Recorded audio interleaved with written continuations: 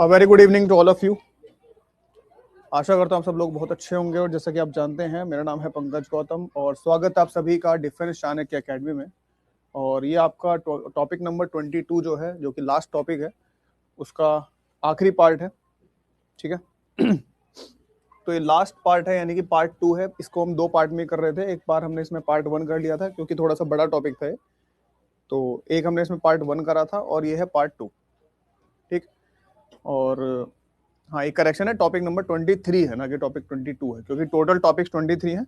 तो उसमें से जो लास्ट टॉपिक है वो ये चल रहा है, जिसमें से हमने एक पार्ट ऑलरेडी कर लिया है, यानी यहाँ तक का हमने पीछे कर लिया था।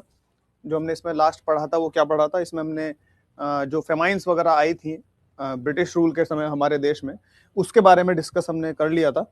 अब उसके आगे हमें डिस्कस करना है, यानी ये जो चैप्टर है इसको कंप्लीट करना है। ठीक है। तो आगे बात करें तो अगली जो हेडिंग है वो है the drain of India's wealth. तो हमने इससे पीछे वाले टॉपिक में डिस्कस किया था कि भाई किस तरीके से ब्रिटिशर्स ने भारत में इतना ज्यादा जो उत्पीड़न किया, जिसकी वजह से हमारे देश में फमाइन्स आई, भुखमरी हुई, अकाल आए, जिसकी वजह से लाखों लोग मारे गए। तो अब हम डिस्कस करने वाले हैं कि अंग्रेजों ने कैसे हमारे देश का जो वेल्थ है, जो हमारे देश का खजाना था, संपत्ति थी, पैसा था, उसको किस तरीके से लूटा। ठीक है। और उसके बारे में किस किस ने क्या क्या कहा है वो सब डिस्कस करेंगे। तो अकॉर्डिंग टू एडम्स, ये एडम्स कौन है? तो ये एडम स्मिथ है। एडम स्मिथ नहीं है, दूसरे एडम है। According to Adams, the industrial revolution in Britain which required much investment was made possible at least partly by the stolen wealth from India।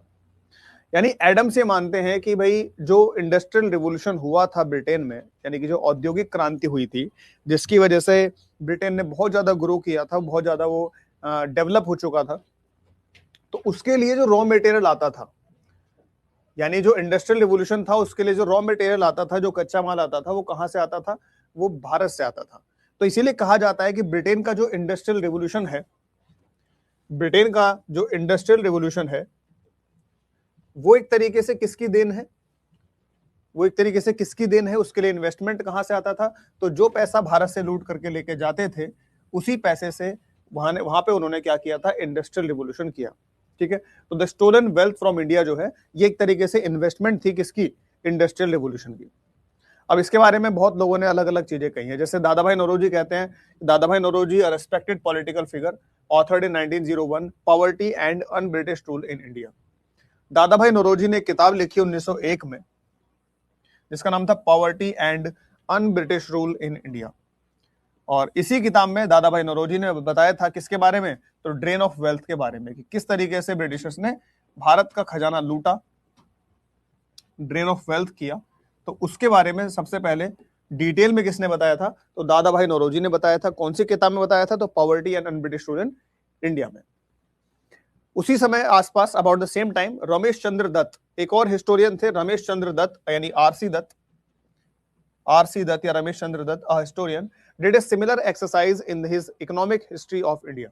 इन्होंने भी किताब लिखी थी इकोनॉमिक हिस्ट्री ऑफ इंडिया। इन्होंने भी इसमें ड्रेन ऑफ वेल्थ के बारे में बताया था। तो दोनों की किताबों के बारे में याद रखना है आपको कि दादा भाई नौरोजी की किताब कौन सी है और रमेश चंद्र दत्त की किताब कौन सी है। तो रमेश चंद्र दत्त की किताब है economic history of India. A more recent estimate by Utsa Patnaik, एक और इकोनॉमिस्ट हैं, हिस्टोरियन है, इकोनॉमिस्ट हैं, उत्साह पटनायक। तो इन्होंने भी कुछ कहा है इस बारे में। तो इन्होंने बताया कि फॉर द पीरियड 1765 टू 1938, यानी 1765 से लेकर के 1938 तक, comes to 45 trillion US dollars और about 13 times Britain GDP in 2023। यानी कि उत्साह पटनायक ने बताया कि भाई आज की वैल्यू के हिसाब से अंग्रेजों ने भारत से, यानी हमारे देश से 1765 से लेकर के 1938 के बीच में 45 ट्रिलियन डॉलर की लूटपाट मचाई थी। 45 ट्रिलियन यूएस डॉलर्स आज की वैल्यू के हिसाब से, यानी आज की वैल्यू के हिसाब से 45 ट्रिलियन डॉलर की जो रकम है वो ब्रिटिशर्स ने भारत से लूटी थी। और अगर हम इसको कंपेयर करें तो आज के समय जो ब्रिटेन की जीडीपी है, टोटल जीडीपी जो है वो है 2023 के हिसाब से, उसके 13 टाइम्स जो है वो 45 ट्रिलियन डॉलर बैठेगा। यानी कि ब्रिटेन की जो आज की जीडीपी है उसका आप 13 गुना करोगे तो 45 ट्रिलियन डॉलर बनेगा। तो हम ये चीज अंग्रेजों से चाहे भी तो वसूल नहीं सकते, क्योंकि अंग्रेजों पे इतना है ही नहीं अब कि हमसे जो उन्होंने लूटा है इतने सालों में उसको वापस कर पाए। उनके पास है ही नहीं इतना, उनकी जीडीपी इतनी नहीं है, उनकी जीडीपी का 13 गुना है जितना उन्होंने हमसे लूटा था, तो वापस तो वो कर ही नहीं पाएंगे।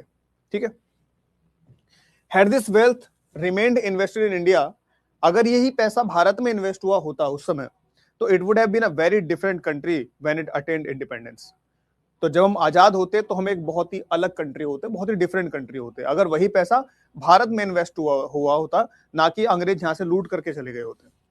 अगर वो पैसा भारत में इन्वेस्ट होता तो हम एक आज अलग ही कंट्री होते, हम एक डेवलप्ड कंट्री होते आज। House of Commons is the name for the elected lower house of the bicameral parliament of the United kingdom. जो यूनाइटेड किंगडम में जो दो हाउस होते हैं, जैसे हमारे देश में जो दो हाउस होते हैं, एक होता है लोकसभा और एक होता है राज्यसभा। यूके में जो दो हाउस होते हैं, तो वहां पे जो लोअर हाउस है, यानी जैसे हमारे यहाँ पे लोकसभा है, जो वहां का लोअर हाउस है उसको कहा जाता है House of Commons, house of Commons. और जो वहां का अपर हाउस है, यानी कि जैसे हमारे यहाँ पे राज्यसभा है, वहां पे जो अपर हाउस है उसको कहा जाता है House of Lords, House of Lords. ठीक है, तो वहां पे दो हाउस हैं, लोअर हाउस को कहा जाता है हाउस ऑफ कॉमन्स और अपर हाउस को कहते हैं हाउस ऑफ लॉर्ड्स। तो House of Commons is a name for the elected lower house of the bicameral parliament of the UK. Dadabhai Naoroji was the first Indian to be elected to the British House of Commons, यानी दादाभाई नौरोजी पहले Indian थे जो कि House of Commons में elect हुए थे, यानी जिन्होंने हाउस ऑफ कॉमन्स के जो मेंबर बने थे पहले इंडियन कौन थे, वो थे दादाभाई नौरोजी। ठीक है, तो इनका नाम याद रखना, Dadabhai Naoroji was the first Indian to be elected to the British House of Commons. आगे बात करें तो changing landscapes, decline of India's indigenous industries, यानी किस तरीके से ब्रिटिशर्स ने भारत की जो इंडस्ट्रीज थी, भारत की जो देसी हमारे यहाँ पे जो एक तरीके से देसी कारखाने थे, हमारे यहाँ पे जो थोड़ा बहुत जो इंफ्रास्ट्रक्चर का बनाने का, जो मैन्युफैक्चरिंग का जो हमारे यहाँ पे सिस्टम था, उसको ब्रिटिशर्स ने कैसे डिवास्टेट किया, यानी उसको ब्रिटिशर्स ने कैसे खत्म किया, उसका कैसे एकदम निचोड़ दिया उसको कैसे। तो एक वर्ड होता है एम्बोस्ड। एम्बोस्ड का मतलब क्या होता है कि with design stamped on the cloth in such A way that it stands out in relief. Embossed मतलब होता है, जैसे आपने देखा होगा कि कई बार जब आप कपड़े खरीदने जाते हो तो कपड़े के ऊपर जो है एक ऐसी डिजाइन बनी होती है जो थोड़ी सी ऊपर की तरफ उभरी होती है, जिसको हम कई बार एम्ब्रॉयडरी भी कह देते हैं। जैसे हर एक आप कपड़े पे देखोगे जो उसकी ब्रांड होती है, कपड़े की जो भी ब्रांड है, वो हमेशा कपड़े के ऊपर थोड़ा सा ऊपर की तरफ उभरा होता है, उसको इस तरीके से डिजाइन किया जाता है, बनाया जाता है, तो उसी को कहते हैं एम्बोस्ड। यानी कि एम्बोस्ड का मतलब होता है कपड़े के ऊपर एक ऐसी डिजाइन जो हल्की सी ऊपर की तरफ उभरी हुई रहती है, तो उसको एम्बोस्ड कहा जाता है। British policy impose heavy duties on Indian textiles imported into Britain, यानी हम जो चीजें इंग्लैंड में बेचते थे, यानी जहां यहाँ के जो व्यापारी जो चीजें इंग्लैंड बेचते थे, तो ब्रिटेन उन चीजों के ऊपर बहुत ज्यादा इंपोर्ट ड्यूटी लगाता था। यानी कि अगर मान लीजिए हम कोई चीज जो है वो यहां से भेज रहे हैं कि भाई वो चीज वहां जाकर के 20 रुपए की बिकेगी, तो अंग्रेज उस पर एक एक्स्ट्रा टैक्स लगाते थे कि मान लीजिए 10 रुपए का उस पर एक्स्ट्रा टैक्स लगा दिया, तो वो 20 रुपए की चीज वहां पे 30 रुपए की बिकती थी, यानी वो वहां जाके महंगी हो जाती थी। और जब वो वहां पे जाके महंगी हो जाएगी तो लोग वो खरीदेंगे नहीं, और हमारा जो एक्सपोर्ट है वो धीरे धीरे खत्म हो जाएगा, बंद हो जाएगा, यानी यहाँ के जो एक्सपोर्टर्स हैं उनको कोई फायदा नहीं होगा। और वहीं उल्टा होता था कि ब्रिटेन खुद की बनाई हुई चीज हमारे यहाँ पे ला करके बिना ड्यूटी के, बिना टैक्स के आराम से बेचते थे ताकि वो सस्ती बिके। यानी ब्रिटेन क्या करता था कि हम जो एक्सपोर्ट करते हैं उसके ऊपर ड्यूटी लगाता था, और जो खुद एक्सपोर्ट करता था हमारे देश में उसके ऊपर कोई ड्यूटी नहीं होती थी, और वो सस्ती बेचता था, तो हमारे देश के लोग उसे खरीदते भी थे। तो उससे क्या हुआ कि हमारे देश के इंडस्ट्रीज, हमारे देश के जो व्यापारी थे, उनका काम धंधा चौपट हो गया, और ब्रिटेन जो है वो पैसा कमाता रहा ऐसे हमें मार्केट की तरह यूज करते हुए। तो British policy impose heavy duties on Indian textiles, यानी हम जो कपड़े बेचते थे वहां पे उसके ऊपर बहुत ज्यादा हैवी ड्यूटीज लगाता था, imported into Britain, while forcing India to accept British manufactured goods with minimum tariff. जबकि इंडिया को फोर्स किया करता था कि आपको जो है ब्रिटिशर्स के जो बनाए हुए चीजें हैं उन्हीं को आपको खरीदना है। As William Bentinck, then governor general of India, observed in 1834, जो विलियम बेंटिक था गवर्नर जनरल ऑफ इंडिया उस समय 1834 में, उसने एक चीज ऑब्जर्व करी, उसने कहा कि the bones of the cotton weavers are bleaching the plains of India, यानी कि जो भारत के मैदान हैं उनको कौन ब्लीच कर रहा है, उनको कौन खत्म कर रहा है, तो किसके द्वारा खत्म हुए जा रहे हैं, तो जो कॉटन वीवर्स की जो हड्डियां हैं, the bones of cotton weavers, यानी कॉटन के कपड़े बनाने वाले जो जुलाहे हैं, कॉटन वीवर्स हैं, जो उनकी हड्डियां हैं वो ब्लीच कर रही हैं प्लेन्स ऑफ इंडिया को, खत्म कर रही हैं प्लेन्स ऑफ इंडिया को। ठीक है। India share of the GDP, world GDP kept declining throughout the colonial rule, reaching hardly 5% at the time of independence। और जो भारत की जीडीपी एक समय 25% हुआ करती थी पूरे वर्ल्ड की, यानी कि हम पूरे वर्ल्ड का 1/4 पार्ट वो भारत से आता था, यानी पूरे वर्ल्ड की जो जीडीपी होती थी उसमें 25% भारत की जीडीपी होती थी, तो वो जीडीपी घट करके 5% तक आ गई थी जब हम आजाद हुए। ठीक है, ये एनसीईआरटी का डेटा है। ठीक है, तो इसमें मैंने तो कुछ चेंज किया नहीं है, हालांकि मुझे लगता है कि 5% से भी कम आ गई थी, बट एनसीईआरटी में बोला है कि 5%, तो हमें 5% ही मानना पड़ेगा। तो भारत की जो जीडीपी थी, इंडिया का जो शेयर था जीडीपी में, वर्ल्ड जीडीपी में, वो 25% से घट करके 5% आ चुका था जब हम आजाद हुए थे। ठीक है, आगे बात करें तो डिसमेंटलिंग ट्रेडिशनल गवर्नेंस स्ट्रक्चर, अंग्रेजों ने हमारे यहाँ का जो गवर्नेंस का स्ट्रक्चर था उसको भी खत्म कर दिया था, कि the British systematically dismantled these indigenous governance systems. कैसे? तो replacing them with a centralised bureaucracy designed primarily to facilitate tax collection. यानी ब्रिटिशर्स ने एक ऐसी ब्यूरोक्रेसी बना दी थी, एक ऐसा सेंट्रलाइज सिस्टम बना दिया था कि सारी पावर किसके पास? तो गवर्नर जनरल के पास। किसके लिए? क्यों?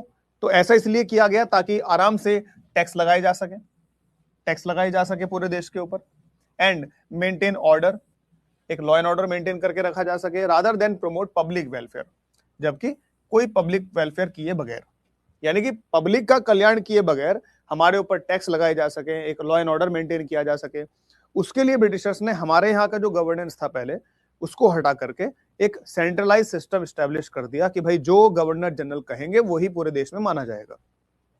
ठीक है, transforming Indian education, creating brown Englishman. अब बात करते हैं एजुकेशन की, कि कैसे ब्रिटिशर्स ने भारत की एजुकेशन को धीरे धीरे खत्म किया, कि जो हमारी एजुकेशन थी, हमारी जो गुरुकुल सिस्टम था हमारा, जिसमें हम वैदिक एजुकेशन पे ध्यान दिया करते थे, जिसमें हमारा इंडिजिनियस एजुकेशन हुआ करता था, हमारे देश की लैंग्वेजेस में एजुकेशन हुआ करता था, चाहे वो हिंदी हो, चाहे मराठी हो, चाहे संस्कृत हो, चाहे कोई भाषा हो, जो हमारे देश की लोकल भाषाएं थी उनमें हम एजुकेशन दिया करते थे। लेकिन ब्रिटिशर्स को लगा कि भाई हम भारत में रूल कैसे कर पाएंगे? तो हम भारत में रूल तब कर पाएंगे जब ब्रिटिशर्स हमारे हिसाब, जब इंडियंस हमारे हिसाब से सोचें, यानी वो हमारे वाली पढ़ाई करें, वो इंग्लिश में पढ़ाई करें। और उन्होंने, ब्रिटिशर्स ने भारत की जो एजुकेशन सिस्टम था उसको खत्म कर दिया, उसको बेकार बता दिया कि ये तो बेकार है, कहीं काम नहीं आएगा, आप हमारी वाली एजुकेशन लो, वो आपके काम आएगी। तो उससे क्या हुआ कि हमारा एजुकेशन सिस्टम खत्म हो गया और ब्रिटिशर्स ने अपना एजुकेशन सिस्टम हमारे ऊपर थोप दिया। तो in earlier centuries India had diverse educational traditions. हमारे यहाँ पे पुराने कई समय से, पुरानी कई सेंचुरीज से हमारे यहाँ कई अलग अलग तरीके के एजुकेशनल ट्रेडिशंस हुआ करते थे। जैसे हमारे यहाँ पाठशाला हुआ करती थी, पाठशाला, ठीक है, उसके अलावा मदरसे हुआ करते थे, ठीक है, विहार हुआ करते थे बुद्धिस्ट के लिए, and many forms of apprenticeship learning, यानी अलग अलग तरीके की कई चीजें थी लर्निंग की, और हमारे यहाँ पाठशाला थी, मदरसे थे, विहार थे। A sharp turning point in India's educational history was marked by the notorious 1835 Minute on Indian Education। लेकिन 1835 में एक कानून आता है, जिसको कौन लेकर के आया था? तो थॉमस मैकॉले लेकर के आया था, जिसको कहा जाता है minute on Indian education. Minute on Indian education. तो मिनट यहाँ पे कोई ये घड़ी वाला मिनट नहीं है, यहाँ मिनट का मतलब है एक तरीके का कानून या एक तरीके की पॉलिसी, यानी भारत की एजुकेशन के लेकर के एक पॉलिसी लेकर के आया कौन? Macaulay, Thomas Macaulay. ठीक है, कौन था ये थॉमस मैकॉले? तो ये ब्रिटिश हिस्टोरियन था, पॉलिटिशियन था। तो ये इंडिया में एक कानून लेकर के आया 1835 में, इसको हम इंग्लिश एजुकेशन एक्ट भी कहते हैं, इंग्लिश एजुकेशन एक्ट। ये भी 1835 में ही आया था, मैकॉले लेकर के आया था। तो इसमें यह था कि भाई उसने क्या किया मैकॉले ने, कि भारत की जो एजुकेशन थी उसको कर दिया, कि उसको बोल दिया कि ये तो खराब है, इसको आप फॉलो मत करें और आप इंग्लिश एजुकेशन को फॉलो करें। तो भारत को इंग्लिश एजुकेशन की तरफ बढ़ाने वाला या इंग्लिश एजुकेशन की तरफ ले जाने वाला सबसे बड़ा व्यक्ति कौन था? तो वो था मैकॉले। ठीक है, बात करें आगे ओरिएंटलिस्ट कौन होते हैं। तो ओरिएंटलिस्ट एक वर्ड है, इसको आप याद रखिएगा, ओरिएंटलिस्ट कौन होते हैं? तो a largely obsolete term to designate a scholar of the orient, यानी एक ऐसा विद्वान, एक ऐसा स्कॉलर जो कि ओरिएंट है। ओरिएंट क्या है? That is regions from West Asia to the Far East, यानी कि वेस्ट एशिया से लेकर के फार ईस्ट तक का जो इलाका है इसको ओरिएंट कहा जाता है। और अगर हम भारत की बात करें तो इन इंडिया ओरिएंटलिस्ट का मतलब क्या है, नाउ कॉल्ड इंडोलॉजिस्ट, यानी आज के समय ओरिएंटलिस्ट को क्या कहा जाता है, इंडोलॉजिस्ट। इसका मतलब क्या होता है कि were often scholars of Sanskrit, Pali, Persian and other languages. तो ओरिएंटलिस्ट का मतलब होता है कि एक ऐसा इंसान जो भारत की जो लैंग्वेजेस हैं, भारत की जो भाषाएं हैं, जो उनको जानता हो, उनका जो विद्वान हो, उसको कहा जाता था ओरिएंटलिस्ट, या उसको आज क्या कहते हैं, तो उसको आज कहा जाता है इंडोलॉजिस्ट। ठीक है, तो किन किन भाषाओं का उसको ज्ञान हो, तो संस्कृत का हो, पाली का हो, पर्शियन का हो, और जो भी भारत की भाषाएं हैं अगर वो उसको आती हैं, अगर इन सारी भाषाओं का वो विद्वान है, तो उसको क्या कहा जाएगा, ओरिएंटलिस्ट या फिर Indologist. I have never found one among them, Orientalist, who could deny that a single shelf of a good European library was worth the whole native literature of India and Arabia. यानी Macaulay जो है ये मानता था, Macaulay ने बात बोली थी कि भाई एक भी ओरिएंटलिस्ट ऐसा नहीं है पूरे इंडिया में जो इस बात को मना कर दे। किस बात को मना कर दे, यानी मैकॉले क्या मानता था, मैकॉले ये मानता था कि हमारे यूरोप की लाइब्रेरी की केवल एक अलमीरा, शेल्फ मतलब एक अलमीरा जो है, एक जो शेल्फ है लाइब्रेरी में, जो शेल्फ होती है, अलमीरा होती है, तो यूरोपियन लाइब्रेरी की केवल एक शेल्फ, यानी उसके अंदर जो किताबें हैं उनके अंदर इतनी नॉलेज है जितनी पूरे इंडिया के लिटरेचर में नहीं है, जितनी पूरे अरेबिया के लिटरेचर में नहीं है। यानी कि मैकॉले अपने इंग्लिश एजुकेशन पे इतना घमंड करता था कि वो ये मानता था कि पूरे इंडिया के लिटरेचर में, पूरे अरेबिया के लिटरेचर में इतनी नॉलेज नहीं है जितनी नॉलेज एक यूरोपियन लाइब्रेरी के एक शेल्फ में है। इसने ये बात बोली थी कि single shelf of a good European library was worth the whole native literature of India and Arabia. ठीक है, तो ये सोच जो थी वो किसकी थी, सोच मैकॉले की थी। वो इतना ऊपर मानता था इंग्लिश एजुकेशन को। British education whose objective would be to create a class of Indians who would be, यानी ब्रिटिश जो एजुकेशन थी उसका क्या ऑब्जेक्टिव था, उसका क्या उद्देश्य था, तो ब्रिटिश एजुकेशन का ऑब्जेक्टिव ये था कि ऐसे इंडियंस बनाने हैं, या एक इंडियंस का ऐसा ग्रुप बनाना है जो कि Indian in blood and colour, जो कि खून में और कलर में तो इंडियन हो। यानी कि ब्रिटिश एजुकेशन को ऐसे इंडियन तैयार करने हैं जो कि खून में और कलर में तो इंडियन दिखते हो, लेकिन इंग्लिश इन टेस्ट, लेकिन उनका जो टेस्ट हो वो इंग्लिश हो, इन ओपिनियंस उनकी सोच कैसी हो, इंग्लिश हो, इन मोरल्स उनके मोरल्स इंग्लिश हो, एंड इन इंटेलेक्ट और उनकी जो बुद्धि हो वो भी इंग्लिश हो। यानी कि इंग्लिश एजुकेशन का भारत में जो मोटिव था वो ये था, ब्रिटिशर्स का मोटिव ये था कि हमें ऐसे इंडियंस तैयार करने हैं जो कि दिखने में तो इंडियन लगे, कलर में तो इंडियन लगे, उनका खून इंडियन हो, लेकिन उनका खाने पीने का तरीका इंग्लिश हो, उनका कपड़े पहनने का तरीका इंग्लिश हो, उनके विचार इंग्लिश हो, उनके मोरल्स इंग्लिश हो, उनके इंटेलेक्ट इंग्लिश हो। ऐसे इंग्लिश जो, ऐसे इंसान जो है भारत में उनको तैयार करने थे।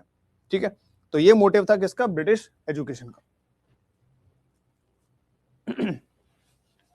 आगे बात करें reshaping economic structures to serve imperial needs, कि कैसे भारत के इकोनॉमिक स्ट्रक्चर को ब्रिटिशर्स ने अपने हिसाब से चेंज किया। तो the British transformed India's economy from a self sufficient agricultural system supplemented by craft and manufacture production into a supplier of raw material. यानी ब्रिटिशर्स ने भारत का जो एग्रीकल्चर सिस्टम था, भारत का जो सेल्फ सफिशिएंट एग्रीकल्चर सिस्टम था, कि हम किसी पर डिपेंड नहीं रहा करते थे, हम खुद सफिशिएंट हुआ करते थे, हमारा जो सिस्टम था वो इतना सफिशिएंट था, उसको उन्होंने कन्वर्ट कर दिया किसमें, into a supplier of raw materials. यानी कि वो केवल रॉ मटेरियल सप्लाई करना शुरू कर दिया।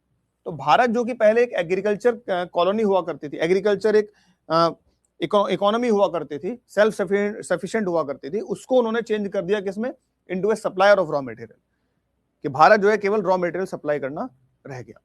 किसको, तो फॉर ब्रिटिश इंडस्ट्री, किसके लिए, ब्रिटिश इंडस्ट्री के लिए, एंड अ मार्केट, और क्या बना दिया, भारत को एक मार्केट बना दिया। यानी भारत से ही रॉ मटेरियल लेके जाते थे और वहां पे चीजें बना के वापस आके कहां बेचते थे, भारत में बेचते थे।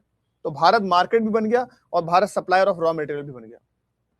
तो and a market force to buy British goods, तो एक ऐसी मार्केट जो कि ब्रिटिश गुड्स को खरीदने के लिए मजबूर है। यानी भारत को एक ऐसी मार्केट बना दिया जो मजबूरी में ब्रिटिशर्स की चीजें खरीदती थी। उसी समय while the railways did bring people close together and integrated India's internal market, अब भारत में जो रेलवेज लेकर के आए थे ब्रिटिशर्स, डलहौजी जो रेलवेज लेकर के आया था, उसका मोटिव क्या था, तो उसका मोटिव ये नहीं था कि हमारा कल्याण करना था, हमारे भले के लिए लेकर के आए थे, ऐसा नहीं है। वो लेकर के इसलिए आए थे ताकि जो इंडिया की जो इंटरनल मार्केट है, कि मान लीजिए ब्रिटिशर्स कोई सामान लाए बेचने के लिए, तो पानी के जहाज तक तो ले आए वो, लेकिन उसके बाद इंडिया में कैसे जगह जगह उस चीज को पहुंचाएंगे, तो उसके लिए इंडिया के इंटरनल मार्केट को कनेक्ट करने के लिए, जोड़ने के लिए क्या लेकर के आए, रेलवे लेकर के आए। इंडिया के इंटरनल मार्केट को जोड़ने के लिए वो रेलवे लेकर के आए, ताकि वो अपने चीजों को, अपने गुड्स को आसानी से बेच सकें। It was designed primarily to move raw materials from the interior to ports, यानी कि भारत के अंदर से रॉ मटेरियल को पोर्ट्स तक ले जाने के लिए किसका यूज करते थे, रेलवे का, for export, and to distribute British manufactured goods throughout India.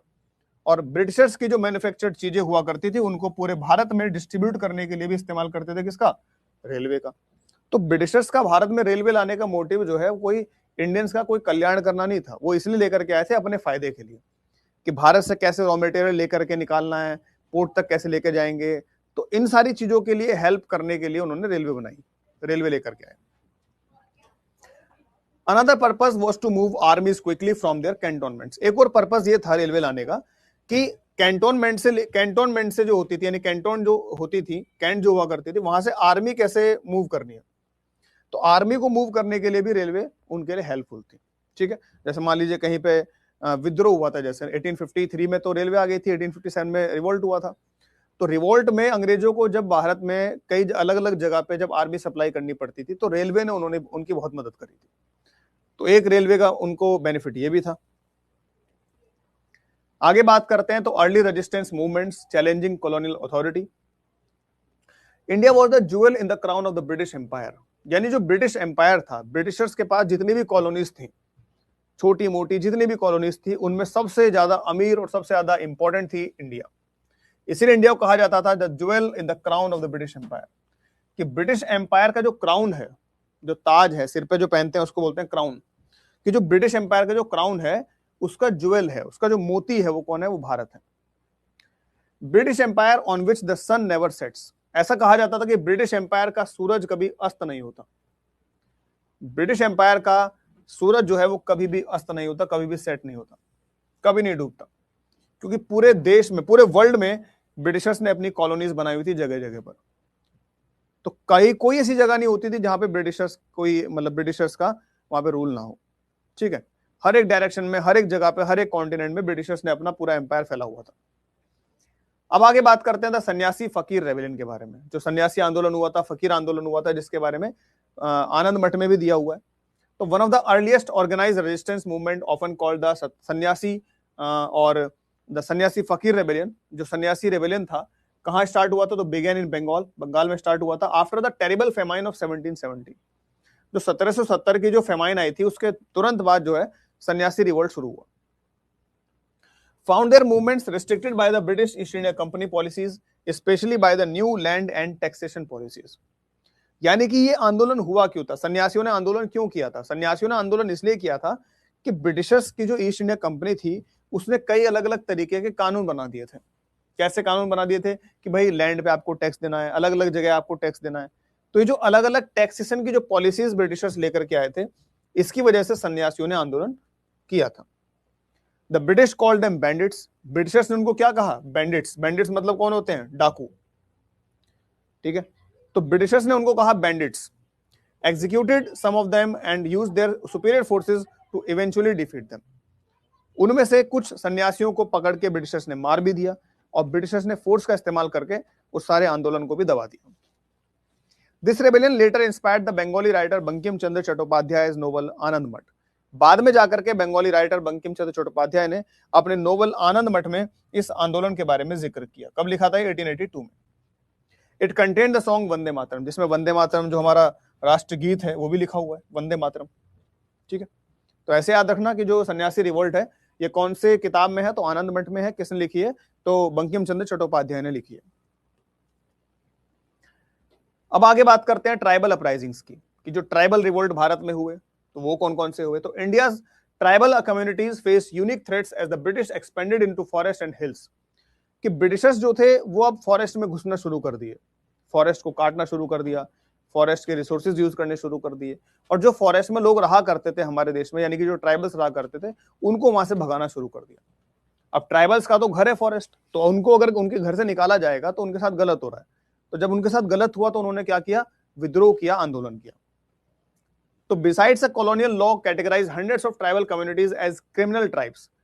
तो ब्रिटिशर्स एक ऐसा कानून लेकर के आए कि उन्होंने जितने हंड्रेड्स ऑफ ट्राइबल कम्युनिटीज को, यानी 100 के आसपास ट्राइबल कम्युनिटीज को क्रिमिनल ट्राइब्स बोल दिया कि भाई ये तो क्रिमिनल ट्राइब्स हैं, क्योंकि वो उनके जो भी उनका डिस्ट्रक्शन था उसमें वो साथ नहीं दे रहे थे ब्रिटिशर्स का। तो इसलिए ब्रिटिशर्स ने कह दिया कि जो ये हंड्रेड्स ऑफ ट्राइबल कम्युनिटीज हैं, ये तो क्या है, ये तो क्रिमिनल ट्राइब्स हैं, causing them to be unjustly harassed for decades. और कई दशकों तक उनको हरास किया, उनको परेशान किया। जैसे कुछ एग्जांपल हैं, जैसे कोल अपराइजिंग है, ये भी एक ट्राइबल रिवोल्ट 1831-32 में हुआ। कहां पे? तो इन छोटा नागपुर, प्लेटू, आज के झारखंड के आसपास। The Kol tribes which included the Mundas and Oraon, जो कोल ट्राइब थी उसमें मुंडाज भी थे, उसमें ओरांव भी थे, among others, temporarily established their control over significant territory before being defeated by the British forces. तो ब्रिटिश फोर्सेस से हारने से पहले कोल जो ट्राइब थी उसने कुछ इलाके पे कंट्रोल कर लिया था, लेकिन बाद में ब्रिटिश फोर्सेस ने उनको हरा दिया। ऐसे ही संथाल रेबेलियन हुआ। The Santhal rebellion Santhal tribe ने किया 1855-56 में across parts of present day Jharkhand. कहां पे किया? तो झारखंड में, बिहार में, वेस्ट बंगाल में। वॉज लेड बाई 2 ब्रदर्स, इसको 2 भाइयों ने लीड किया। कौन कौन 2 भाई थे? तो एक थे सिद्धू और एक कान्हू मुर्मू। तो सिद्धू और कान्हू मुर्मू ये 2 भाई थे जिन्होंने संथाल रिवोल्ट को लीड किया था 1855-56 में। कहां पे? तो झारखंड, बिहार, वेस्ट बंगाल के इलाके में। Peasant uprising against economic exploitation. Peasant मतलब होते हैं किसान या कृषक। तो जो किसानों ने जो आंदोलन किया, कृषकों ने जो आंदोलन किया, द इंडिगो रिवॉल्ट 1859-62, ये एक तरीके का किसान आंदोलन था। इंडिगो रिवॉल्ट, इंडिगो रिवॉल्ट मतलब जो नील की खेती अंग्रेज हमसे करवाते थे जबरदस्ती, उसके खिलाफ जो आंदोलन हुआ था, जिसको इंडिगो रिवॉल्ट कहा जाता है, ये एक तरीके का किसान आंदोलन था। European planters force peasants in the northern parts of Bengal to abandon food crops. तो यूरोपियन प्लांटर जो थे, यानी कि जो खेती करवाते थे यूरोपियंस, उन्होंने जो है किसानों को मजबूर किया कि आप जो है फूड क्रॉप्स ना उगाएं, यानी जो खाने की फसलें हैं जैसे चावल है, गेहूं है, ये सब आप ना उगाएं। एंड इंस्टीड, उसके बजाय ग्रो इंडिगो प्लांट्स, उसकी जगह आप क्या उगाओ? इंडिगो उगाओ। As the indigo dye was then in great demand in Europe, क्योंकि उस समय पे यूरोप में इंडिगो डाई की बहुत ज्यादा डिमांड थी। इंडिगो क्या होती थी? एक तरह की डाई, उससे कलर होते थे, कपड़े कलर करते थे, तो बहुत डिमांड थी यूरोप में। इसलिए ब्रिटिशर जो थे वो जबरदस्ती हमसे क्या उगवाते थे? Indigo. From planters to traders everyone earn huge profits. और जो प्लांटर्स थे, जो खेती करवाते थे या जो व्यापार करते थे, सब के सब इसमें प्रॉफिट कमाते थे। लेकिन सबसे ज्यादा नुकसान किसका होता था? शोषण किसका होता था? तो किसानों का। एक्सेप्ट द पेजेंट्स, पेजेंट को छोड़ के, किसानों को छोड़ के सब इसमें प्रॉफिट कमाते थे बीच में। ट्रेडर्स भी इसमें, जो प्लांटर्स थे वो भी, लेकिन नुकसान होता था किसका? खेत किसके खराब होते थे? तो किसानों के, यानी भारतीयों के। अब आते हैं द ग्रेट रेवेलियन ऑफ 1857, यानी 1857 का जो रिवोल्ट था, संग्राम था। The British called it the sepoy mutiny. Britishers ने इसको क्या कहा? Sepoy mutiny. सिपॉय म्यूटिनी का मतलब होता है, सिपॉय मतलब सैनिक, और म्यूटिनी मतलब होता है विद्रोह, यानी कि सैनिक विद्रोह। अब हमारे लिए केवल सैनिक विद्रोह नहीं था ये, हमारे लिए तो इसमें सारे लोगों ने लड़ाई करी थी, तो हमारे लिए तो एक तरीके से ग्रेट रेबेलियन था 1857 का, जिसको जो वीडी सावरकर है उन्होंने तो कहा था the first war of independence, यानी कि हमारी आजादी की पहली लड़ाई थी। लेकिन ब्रिटिशर्स ने इसकी वैल्यू कम करने के लिए इसको सिपॉय म्यूटिनी कह दिया कि ये तो बस सैनिकों का एक विद्रोह था बस। तो म्यूटिनी का मतलब है कि in this context mutiny refers to a rebellion by soldiers. Mutiny का मतलब होता है एक सोल्जर्स के द्वारा एक रेबेलियन किया गया, एक विद्रोह किया गया, उसको रेबेलियन, उसको म्यूटिनी कहते हैं। सोल्जर्स ने किया हो या सेलर्स ने किया हो, in the case of navy, against their officers, यानी कि जो सैनिक हैं अगर वो अपने ऑफिसर के खिलाफ विद्रोह कर देते हैं तो उसको म्यूटिनी कहा जाता है। जैसे एग्जांपल के लिए वेलोर म्यूटिनी हुई थी 1806 में, एक वेलोर म्यूटिनी हुई थी 1806 में। The sepoy seize the Vellore fort, वहां पे जो सिपाही थे उन्होंने वेलोर के किले के ऊपर कब्जा कर लिया था। ये कहां पर है? तो तमिलनाडु में है वेलोर का किला। And killed many British officers and troops, और बहुत सारे ब्रिटिश ऑफिसर्स और ट्रूप्स को इसमें मार दिया था। इन 1857 rumours spread across northern and central India. अब 1857 का जो रिवोल्ट था वो क्यों शुरू हुआ था? तो उसका जो इमीडिएट कॉज था वो क्या था कि एक ऐसी अफवाह फैल गई थी कि जो नई राइफल आई है, इनफील्ड राइफल आई है, उसमें जो कार्टेजेस हैं वो किससे बने हुए हैं? राइफल के जो कार्टेजेस हैं वो किससे बने हुए हैं? तो वो greased with cow and pig fat, यानी गाय और सुअर की चर्बी से बने हैं। अब उससे जो थे वो भारत में जो हिंदू थे और मुसलमान थे वो नाराज हो गए, उनके से जो सिपाही थे वो नाराज हो गए, उनके रिलीजियस सेंसिबिलिटी जो थी वो हर्ट हो गई। तो इसलिए एट बैरकपुर में जो मंगल पांडे थे उन्होंने ब्रिटिश ऑफिसर्स पे अटैक कर दिया। तो बैरकपुर में मंगल पांडे ने अपने ब्रिटिश ऑफिसर्स को अटैक कर दिया। अब उसके बाद जो है रिवोल्ट धीरे धीरे फैला, लेकिन रिवोल्ट की शुरुआत सबसे पहले कहां से होती है? मेरठ से। तो at Kanpur rebel forces under Nana Sahib initially agreed to give safe passage to British civilians but then massacred over 200 men, women and children for reasons that are still debated। Kanpur में नाना साहब ने शुरू में तो ये बोला कि भाई जो भी यहाँ पे ब्रिटिशर्स के जो सिविलियंस हैं, यानी जो ऐसे कोई महिलाएं हैं जो भी हैं, वो यहाँ से पहले चले जाओ, उनके लिए एक रास्ता दे दिया। लेकिन बाद में 200 आदमियों को, महिलाओं को और बच्चों को मार दिया, जिसके रीजन अभी तक पता नहीं है। Meantime, in 1858, the British Crown took direct control of India from the East India Company। लेकिन 1858 तक आते आते जो रिवोल्ट था वो खत्म हो गया और ब्रिटिश क्राउन ने, यानी जो अंग्रेजों में जो राजा या रानी हुआ करते थे, उन्होंने भारत में ईस्ट इंडिया कंपनी से रूल अपने हाथ में ले लिया कि अब से ईस्ट इंडिया कंपनी भारत में रूल नहीं करेगी। कौन करेगा? ब्रिटिश क्राउन रूल करेगा, जिसको कहा गया the British Raj, the period of the British Raj. यानी भारत में जो ब्रिटिश क्राउन का रूल स्टार्ट हुआ तो उसको क्या कहा गया? The period of the British Raj. ठीक है, आगे बात करें the legacy of European colonialism in India.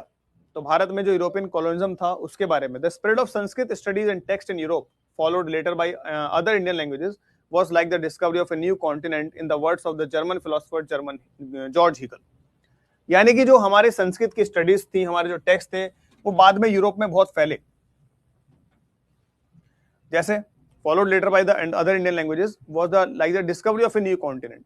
क्या कहा गया इसको? Discovery of a new continent in the words of the German philosopher George Hegel. George Hegel ने क्या कहा था? संस्कृत के स्टडीज को discovery of a new continent, ये तो एक नए कॉन्टिनेंट की डिस्कवरी है।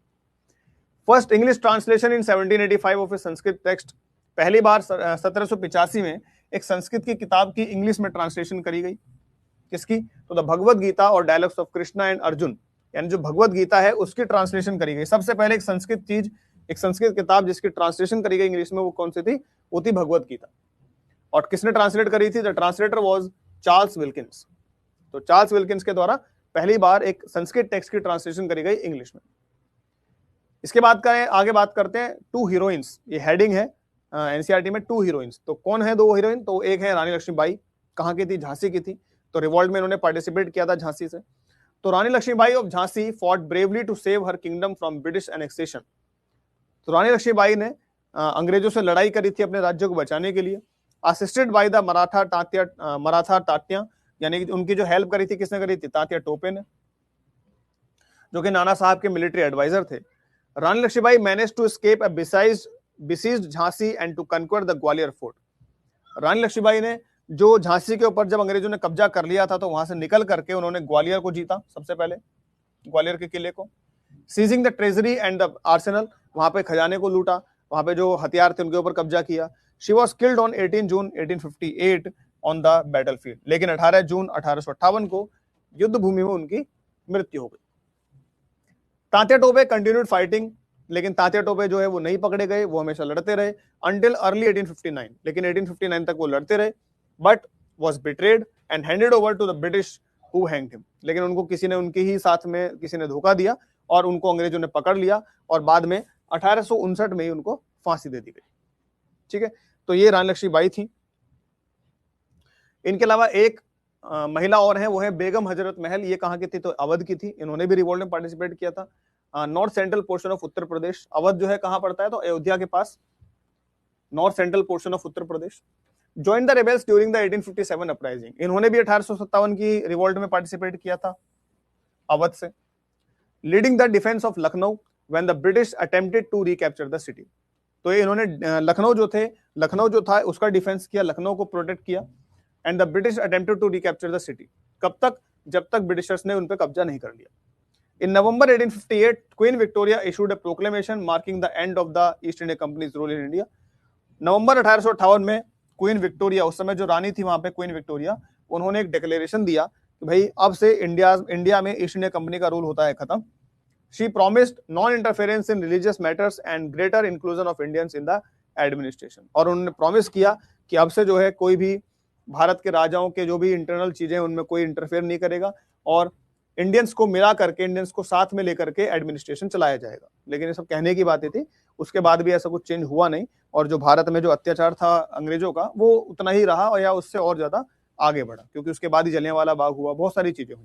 ठीक है, तो यहां तक जो है वो आपके सिलेबस में है, इससे ज्यादा जो है आपके सिलेबस में दिया नहीं है। गांधी जी के जितने भी आंदोलन है वो सब अभी नहीं दिए। ठीक है, बहुत पूरा का पूरा जो हमारा नेशनल मूवमेंट है, फ्रीडम मूवमेंट है, वो अभी नहीं दिया है। तो इतना ही आपके सिलेबस में है, इतना ही आपके सिलेबस में है। तो ये होता है आज आपका सिलेबस कंप्लीट, यानी कि जो हमारी लास्ट क्लास थी टॉपिक नंबर 23 की, उसका पार्ट 2 जो था वो भी हमारा कंप्लीट होता है। अब मैं आपको जैसे ही क्लास आपकी अभी आएगी यूट्यूब पे जैसे आप इसको देख लोगे, तो मैं इसके बाद ही आपको जितने भी इसकी पीडीएफ्स हैं, जितने भी इसके नोट्स हैं, वो आपको प्रोवाइड कराऊंगा टेलीग्राम चैनल पर। तो ध्यान देना, टेलीग्राम चैनल पर ही आपको इसके सारे नोट्स मिलेंगे। तो जिस बच्चे ने भी टेलीग्राम चैनल ज्वाइन नहीं कर रखा है, तो पहले वो टेलीग्राम चैनल ज्वाइन करे अकेडमी का, और वहां पे आपको सारे के सारे नोट्स 23 टॉपिक्स के जो नोट्स हैं पीडीएफ फॉर्मेट में, वो आपको वहां पे मिल जाएंगे। ठीक है, तो आपका सिलेबस कंप्लीट है, आप इसको रिवाइज कीजिए, बार बार इसको पढ़िए। ठीक है, क्योंकि कंप्लीट नया सिलेबस है, तो नए सिलेबस में से सारी चीजें पूछी जानी है, आपके पास सिलेबस पूरा दिया हुआ है। तो best of luck for your exam. और इसके बाद हम कुछ क्वेश्चंस की प्रैक्टिस भी करेंगे, एक मैराथन भी होगी एग्जाम से पहले। तो नेक्स्ट क्लास में मिलते हैं, तब तक के लिए आप पढ़ते रहें, मस्त रहें, गुड बाय, टेक केयर, जय हिंद।